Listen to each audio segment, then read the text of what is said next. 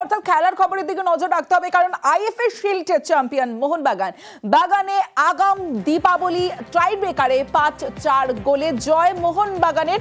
IFA shield champion Mohun Bagan বাগানে আগাম দীপাবলি টাই ব্রেকারে 5-4 গোলে জয় মোহনবাগানের। হাড্ডাহাড্ডি খেলা। ইরন রায়বর্মন রয়েছে আমার সঙ্গে। ইরন, পুরো বিস্তারিত জানাবে কেমন হলো আজকের এই হাড্ডাহাড্ডি লড়াই। Iron, 125তম IFA shield champion Mohun Bagan তাদের চিরপ্রতিদ্বন্দ্বী ইস্ট বেঙ্গল ক্লাবকে টাইব্রেকারে 5-4 গোলে হারিয়ে তারা চ্যাম্পিয়ন হলো।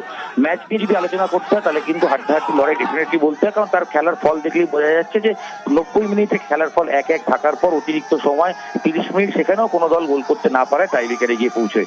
খেলার শুরুতেই কিন্তু দুটো দলই তাদের ডিফেন্স সামলে আক্রমণে যাওয়ার চেষ্টা করছিলেন, কারণ যেহেতু মাস্টারিং ম্যাচ বা ফাইনাল ম্যাচ, সেক্ষেত্রে নিজেদের রক্ষণ সামলে আক্রমণে যাওয়ার, সেক্ষেত্রে ট্যাকটিক্যাল লড়াই দুই কোচের মলিনা এবং অস্কার বুজোর ট্যাকটিক্যাল লড়াই কিন্তু বারবার চোখে পড়ছিল। তাই ছন্দময় ফুটবলের থেকে অনেক বেশি পজিশন গেম দেখা যায়। তো তার মধ্যে থেকে মোহনবাগান পেনাল্টি, কিন্তু সেই পেনাল্টি কামিন্সের মিস, যদিও তার কয়েক মিনিটের মধ্যেই হামিদ ইস্ট বেঙ্গলকে গোল করে এগিয়ে দেয়। কিন্তু খেলার প্রথমার্ধ শেষ হওয়ার অতিরিক্ত সময় আবুইয়ার দূরপাল্লার শট, সেটা গোলকিপার গিলকে বিট করে গোলে পৌঁছেছে এবং সেই গোল 1-1 হওয়ার পর দ্বিতীয় হাফে সেকেন্ড হাফে কোনো দলই কিন্তু সেভাবে আক্রমণাত্মক ফুটবল খেলার চেষ্টা করেনি। যদিও ইস্ট বেঙ্গলের নতুন বিদেশি হিরোসি, তার উপর প্রত্যাশা অনেকের ছিল, কিন্তু তিনি যদি প্রথম ম্যাচ ধরি সেক্ষেত্রে তিনি কিন্তু মার্কও পাবেন না বলে নিশ্চিত বলা যায়। তবে মোহনবাগান ট্যাকটিক্যাল লড়াই, মোহনবাগানের ধারে ধারে অনেক শক্তিশালী দল, তারা কিন্তু তাদের পেট্রাতোসের মতো ফুটবলারকে অতিরিক্ত সময় নামান এবং ম্যাচে পজিশন বজায় রেখে কোনো পক্ষই যখন গোল করতে যাচ্ছে না, খেলা যখন অতিরিক্ত সময় পৌঁছে, তখন ইস্ট বেঙ্গল একটা তার মাস্টার স্ট্রোক দেওয়ার চেষ্টা করে। দেবজিৎ মজুমদার, যাকে কলকাতা ময়দান সেফজিৎ নামে চেনে, কারণ অতীতে বিভিন্ন টুর্নামেন্টে টাইব্রেকারে তিনি তার দলকে জিতিয়েছেন, তাকে নামানো হয়। যদিও ম্যাচে তিনি কোনো কিছুই করতে পারেননি, টাইব্রেকারে কোনো শটই সেভ করতে পারেননি। আর ইস্ট বেঙ্গলের জয় গুপ্তার শট মোহনবাগান গোলকিপার বিশাল কাইত তিনি সেভ করেন, যার ফলে খেলার 5-4 গোলে চ্যাম্পিয়ন হয় মোহনবাগান। এবং শুধু চ্যাম্পিয়ন নয়, 2002 সালের পর 2002-এর পর 2025, অর্থাৎ টানা 22 বছর পর শিল্ড চ্যাম্পিয়ন হলো। কিন্তু মধ্যখানে অনেক বছর শিল্ড হয়নি ঠিকই, কিন্তু তারপরও দীর্ঘ 20-22 বছর পর তারপরে শিল্ড চ্যাম্পিয়ন মোহনবাগান। এবং শুধু তাই নয়, মোহনবাগান এ নিয়ে 21 বার আইএফএ শিল্ড চ্যাম্পিয়ন হলো। সামনেই সুপার কাপ শুরু হচ্ছে, তার আগে অবশ্যই মোহনবাগানের জন্য এই জয় বাড়তি মোটিভেশন। এবং মরসুমের প্রথম ট্রফি এসলো মোহনবাগানের। অন্যদিকে ইস্ট বেঙ্গল, তারা দুরান কাপে মোহনবাগানকে হারালো, সেবারও দুরান চ্যাম্পিয়ন হতে পারেননি। তারপর কিন্তু আবার আইএফএ শিল্ড, সেখানেও কিন্তু মোহনবাগানের কাছে ফাইনালে হেরে এইবারও এখনো পর্যন্ত ট্রফি অজারাই থাকতে হলো। যদিও তারা কলকাতা লিগ জিতেছেন, কিন্তু সামনে সুপার কাপ। তবে ইস্ট বেঙ্গল মোহনবাগানের যে ডার্বি আইএফএ শিল্ড, তাতে নিঃসন্দেহে উন্মাদনা যতটা থাকার নিশ্চয়ই ছিল, কিন্তু তবে যেটা ক্রীড়ামন্ত্রী বারবার বলছিলেন বা যারা এসেছিলেন তারাও বলছিলেন যে দর্শকের হয়তো কম উপস্থিতি, তবে দীপাবলির আগে মোহনবাগানের এই জয় ডেফিনেটলি অতিরিক্ত আত্মবিশ্বাস যোগাবে নিঃসন্দেহে বলা যায়। এবং সমস্ত সমর্থকরা তারা আজকে বেশ। ইরন,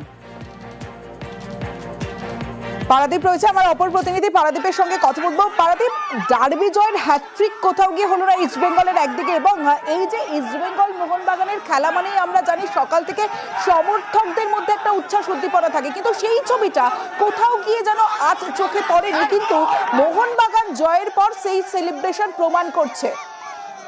একদম, দেখো, প্রথমে যেটা বলতে হয় যে মোহনবাগান সদস্য সমর্থকরা তারা কিন্তু কোথাও গিয়ে আজকের ডার্বিতে তারা গ্যালারিতে থাকবেন কিনা সে নিয়ে সংশয় ছিলেন। তুমি জানো যে এএফসি কাপে মোহনবাগানের খেলা না খেলা নিয়ে মোহনবাগানের ম্যানেজমেন্টের উপরে চারপড়নায় ক্ষুব্ধ ছিলেন মোহনবাগান সদস্য সমর্থকরা, এবং সেই জায়গা থেকে আজকের ডার্বিতে তাদের হাজিরা ছিল তুলনামূলক কম। কিন্তু ম্যাচ যত গড়িয়েছে তত কিন্তু যুবভারতীতে গ্যালারিতে মোহনবাগান সদস্য সমর্থকদের হাজিরা বহরে বেড়েছে। এবং ম্যাচ শেষে এই যে ম্যানেজমেন্টের উপর ক্ষোভ, হতাশা যেটা ছিল, সেটা কিন্তু একদম গোলে জল বলা যেতে পারে যে মোহনবাগান সমর্থকদের গলায় তখন আবারও জয় মোহনবাগান সেই স্লোগান ফেলেছে। একদিকে যেমন ম্যাচ যখন শুরু হয়েছিল তখন কোনো টিফো বা ব্যানার মোহনবাগান গ্যালারিতে, যেটা অন্য ডার্বিতে আমরা দেখতে পাই, সেরকম কোনো টিফো বা ব্যানার এই আজ প্রতিবাদ স্বরূপ মোহনবাগান সদস্য সমর্থকরা রাখেননি। কিন্তু ম্যাচে জয়ের পরে, শিল্ড জয়ের পরে কিন্তু সব ক্ষোভ, হতাশা যেগুলো ছিল সেগুলো ধুয়ে মুছে সব মোহনবাগানে বলা যেতে পারে দিওয়ালির আগে আগাম আলোর উৎসব শুরু হয়ে গেল। এবং একদিকে যেমন যুবভারতী এবং সবুজ, সেটাই এখন আমরা বলছি,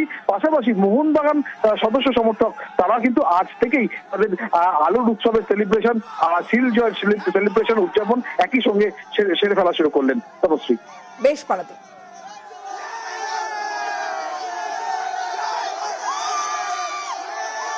ওরা অনেক উড়েছিল, ওদের নামিয়ে দিলাম শিল্ড জিতে, দেখিয়ে দেবো।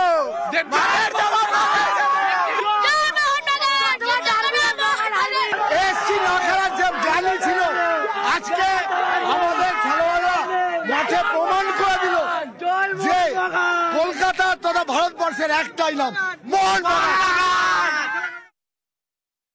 মোহনবাগান একটা পরিবার। এই পরিবারে কখনো কখনো কোনো ব্যাপারে মনোমালিন্য হতে পারে, কিন্তু সবচেয়ে বড় হচ্ছে সাফল্য, যেটা প্রত্যেকে চায়, ম্যানেজমেন্ট থেকে, প্লেয়ার থেকে, কোচ থেকে, সমর্থক, এবং সমর্থকরা হচ্ছে সবার ওপরে। তাদের আজকে যেভাবে তারা সাপোর্ট করেছে, যেভাবে সমর্থন করেছে, সাফল্যের পেছনে তাদের বড় ভূমিকা পালন করেছে, তাদেরকে আমি ধন্যবাদ দেবো।